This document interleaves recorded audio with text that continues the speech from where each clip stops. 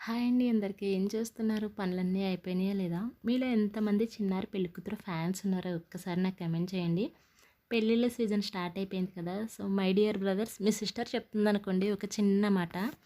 పెళ్లి చేసుకున్న అమ్మాయికి మంచి బట్టలు, అలాగే మంచి ఫుడ్డు, ఒక 4 మేడలు, ఒంటి నిండా బంగారం పెడదామనుకుంటే మాత్రం పెళ్లి చేసుకోమాకండబ్బా. ఎందుకంటే మీరు పెళ్లి చేసుకొని లైఫ్ ఇచ్చేంత స్థితిలో ఏ ఆడపిల్ల ఈ రోజుల్లో లేదు. తనని తాను బతికించుకోగలిగే స్థితిలోనే ప్రతి ఒక్క ఆడపిల్ల ఉంది. కూలి పని చేసో, జాబులు చేసో, ఏం చేసైనా సరే తనని తాను బతికించుకోగలిగే స్థితిలో ఆడపిల్లలు ఉన్నారు ఈ రోజుల్లో. మీరు ఎమోషనల్‌గా తనతో కనెక్ట్ అవ్వగలను. రోజులో కనీసం ఒక 5 నిమిషాలైనా తనతో ప్రేమగా మాట్లాడగలను. తనకి ఏ కష్టమైనా వచ్చిందంటే సపోర్ట్ చేయగలను. తన బాధను అర్థం చేసుకోగలను అనుకుంటేనే పెళ్లి చేసుకోండి.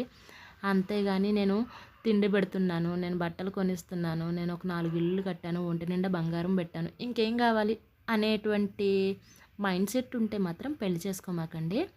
అంతేకాదు తను కేవలం మిమ్మల్ని చూసి, కేవలం జస్ట్ మిమ్మల్ని చూసి మాత్రమే తన తల్లిదండ్రులని, తన ఇంటిని, తను పెరిగిన వాతావరణం అన్నీ వదులుకొని కేవలం మీకోసం మాత్రమే మీ ఇంటికొచ్చింది. మిమ్మల్ని నమ్మి మీ ఇంటికొచ్చిందన్న విషయాన్ని బుర్రలో పెట్టుకొని తనని సపోర్ట్ చేయగలను అనుకుంటేనే పెళ్లి చేసుకోండి. అంతేగాని తిను బయట నుంచి వచ్చింది, నిన్న కాక మొన్నొచ్చింది, నన్ను 25 ఏళ్ళు నా పేరెంట్స్ పెంచారు, నేను వీళ్ళ మాటే వినాలి, లేదంటే వీళ్ళ చెప్పిందే రైట్ అన్నట్టుగా ఉంటే పెళ్లి చేసుకోమాకండి. ఎందుకంటే ఇప్పుడు మీరు 25 ఏళ్ళు పెంచిన మీ తల్లి కూడా ఒకప్పటి కోడలే.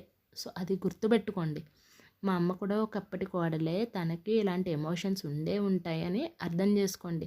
ఇదివరకు రోజుల్లో 15 ఏళ్ళకి, 16 ఏళ్ళకి పెళ్ళిళ్ళు అవ్వట్లేదు కాబట్టి ఆ అర్థం చేసుకునే మెచ్యూరిటీ ప్రతి ఒక్కరికి ఉంటుంది. కాకపోతే ఏంటంటే కొంచెం మొండితనం, ఒక టెంపర్ అన్నమాట. ఏంటంటే ఆడదాన్ని నేనెందుకు అర్థం చేసుకోవాలి? నేను మగాడిని. నాకేంటి? నేను సంపాదిస్తున్నా. లేదంటే నేను మగాడి తల్లిని. నాకేంటి? నేను నోరు ఎలా వదిలేస్తే ఏంటి? నేను ఎలా బిహేవ్ చేస్తే ఏంటి ఆ అమ్మాయి విషయంలో అని చెప్పేసి ఉండడం వల్ల ఏంటంటే చాలామంది ఆడవాళ్ళు మెంటల్‌గా పిచ్చోళ్ళు అయిపోతున్నారనమాట. చదువులు చదువుకొని చాలామంది ఈ మధ్య కాలంలో సూసైడ్స్ కూడా చూస్తున్నామండి. ఎంతో చదువుకుంటున్నారు. అసలు వాళ్ళకి ఏంటంటే ఎమోషనల్ సపోర్ట్ లేక, అలాగే అర్థం చేసుకోవడం లేదు, షేరింగ్ లేదు, ఏమీ లేకుండా చాలామంది సూసైడ్స్ కూడా చేసుకుంటున్నారు.